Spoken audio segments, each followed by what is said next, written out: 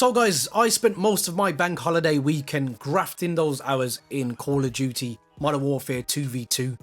And basically this video is a what I've learned video, so I can divulge certain information to those of you who don't own a PlayStation or were too busy to actually get onto the actual game. Now I know one of my subscribers, Average Jerry, he was on vacation. It is that time of the year, so a lot of people are probably away from their consoles and didn't get a chance. And then there's my subscribers or people who are watching who own Xboxes who didn't get a chance. Now, I don't necessarily agree with this splitting of the consoles and PCs. I would have been much happier if everybody got to play the alpha together. However, there must be some sort of contractual obligation to Sony from Activision. I know they did have an obligation a while back as they signed an exclusivity deal that has been shortened to 7 days, but I'm sure Sony would take a lot of money off the table if that agreement was broken. And furthermore, I took enough grief from you Microsoft. When I had a PlayStation 3, I had no end of grief from you Xbox users. So it's even Stevens now. It's all in jest. We're all having a laugh. Don't take it seriously. But it's just nice to be able to have the bragging rights for a change, as I endured a good 3-4 years of non-stop grief on Call of Duty because I got everything a month later. So let's get into what we've learned. Essentially, the 2v2 mode is a stripped back version of Call of Duty. It's a bare bones version. There's not much health. There's no heads up display. So I know we haven't got one anyway, but you don't get a UAV. You don't get no streaks. It's literally you doing the talking with your weapons. You get a tactical or lethal. It could be a bouncing Betty. It could be a grenade. Could be a stun grenade, concussion grenade. But the game generates this at random. So you may end up with just a pistol, and God help you if it's the M19. It's a spud gun. Absolutely awful weapon. Absolutely awful. But let's talk about the weapons for a second. Aesthetically, very pleasing, very detailed. The graphics are phenomenal in this game. You have never seen Call of Duty look this good, especially if you're using a PlayStation 4 Pro. It still looks just as good on a standardized PlayStation. I did run it on there just to have a quick look, and it's still, yes, it's a bit more grainy in the texture and stuff, but it's definitely a much better looking game on a PlayStation 4 Pro, especially when you, quick tip, turn off that motion blur and turn the film grain off also. It will look, I don't know why they put these things in the game still. Nobody wants it. Nobody wants it. It's not aesthetically pleasing for a fast twitch shooter. It doesn't complement it at all, in my opinion.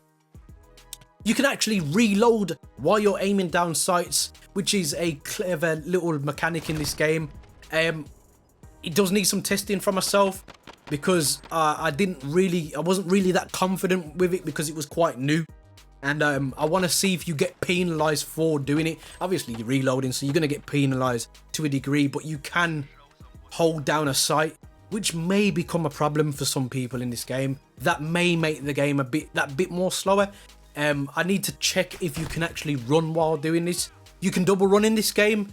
You can do what's I would call the standard Call of Duty sprint, and then you can do the balls to the wall sprint. But the balls to the wall sprint, your weapon's pointed to the sky, so you can't take any shots. You won't get any quick ADS out of that. So visually, very pleasing. They've managed to translate this weight of the weapons.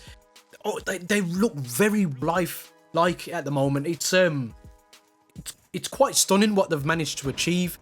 It's hard for me to put the words together of what they've done, but basically what I'm trying to explain is there seems to be this realistic weight when you run with a weapon in real life. They seem to have managed to translate that to the screen now, whereas previously the guns were very rigid.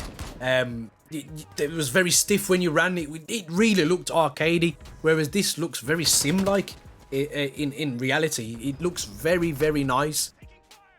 The kill shot noise is really nice. You get this metallic cling when you hit somebody and get the kill shot, and that's definitely a audible warning to tell you, yes, they're done and gone. You can move on to your next target. I really like that part of the game. In terms of the sound engine, it is an alpha, so I'm not going to complain too much, but there's definitely some tweaking that needs to happen, as I found someone with a barrel to my neck several times in this 2v2 and just blew my head off.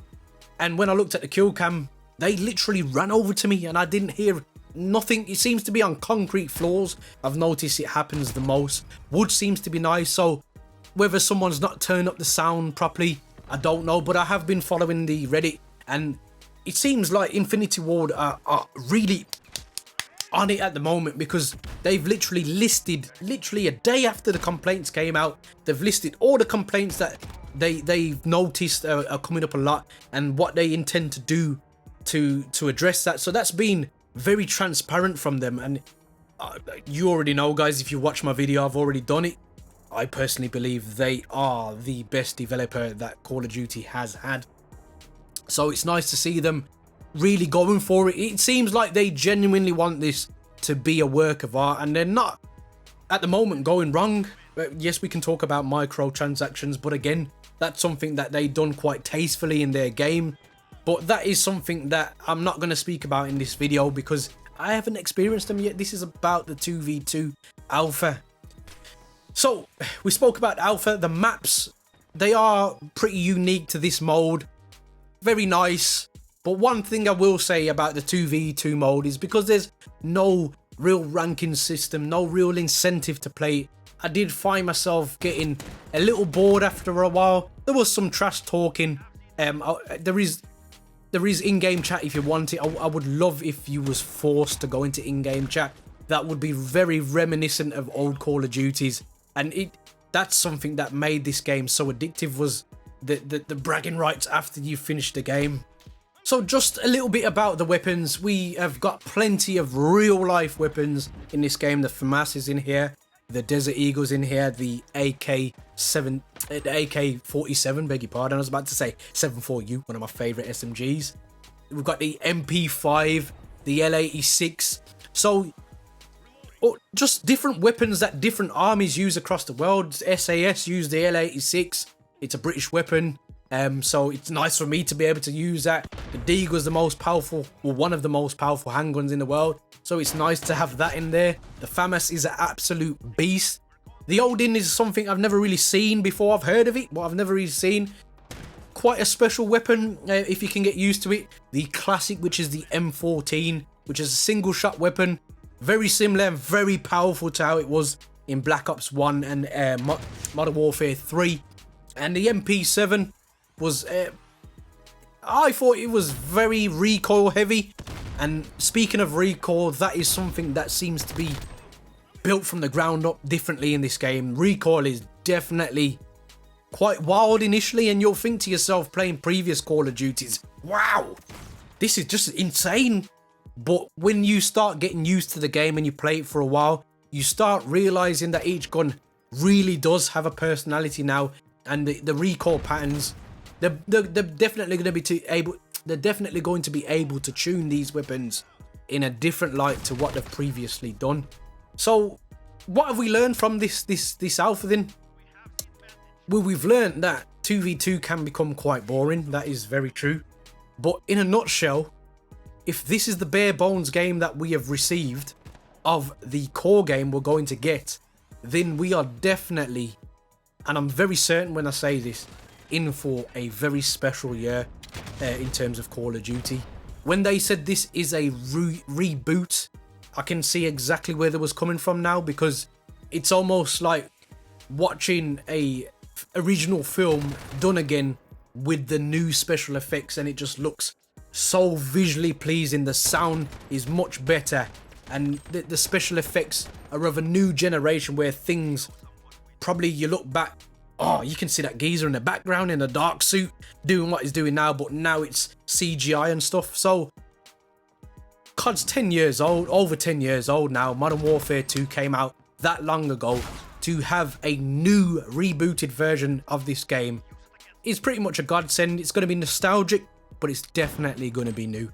And I'm really, really looking forward to it, guys. Let me know down in the comment section what you thought of the 2v2 alpha, if you got to play it. And if you didn't get to play it, Was this video helpful to let you know what you're in store for when you do get a chance to actually play the game? Let me know down in the comment section, guys. Guys, there are many buttons you can hit, but a like and subscribe button, I hope they took your fancy. And as always, guys, don't forget to stay on the right track. Peace.